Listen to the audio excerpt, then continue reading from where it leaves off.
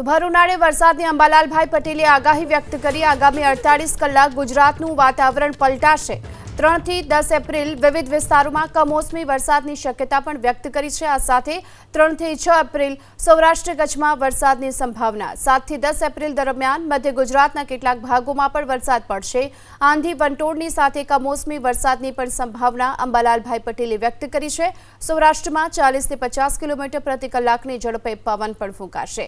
26 April બાદ ગુજરાતમાં ગરમીનું પ્રમાણ વધવાનું પણ અનુમાન વ્યક્ત કરવામાં આવ્યું છે।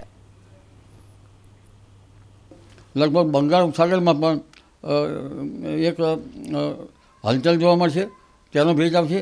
अरब सागरनो भेज आववानी शक्यता रहे छे।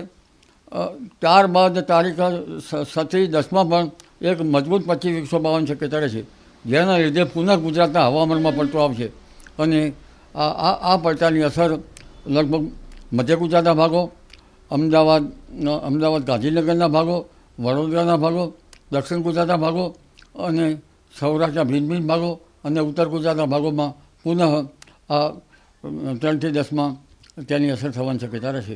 परंतु आ असरना कारण असरना जोता पहला पवन वधारे फूंकावानी शक्यता रहे।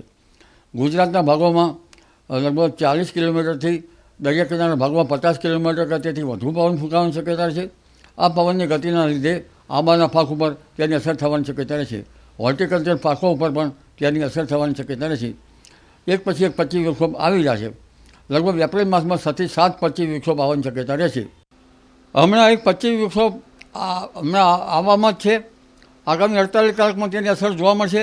खास करीने तेनी असर पश्चिम सौराष्ट्રના भागों में पहली जोवा मळशे। पश्चिम सौराष्ट्રના भागों में द्वारका अने लगभग जामनगरना भागों उपरांत त्यांथी उत्तर सौराष्ट्રના भागों, राजकोटना उपला भागों अने कच्छना भागों में तेनी गतिविधि वधारे जोवा मळशे।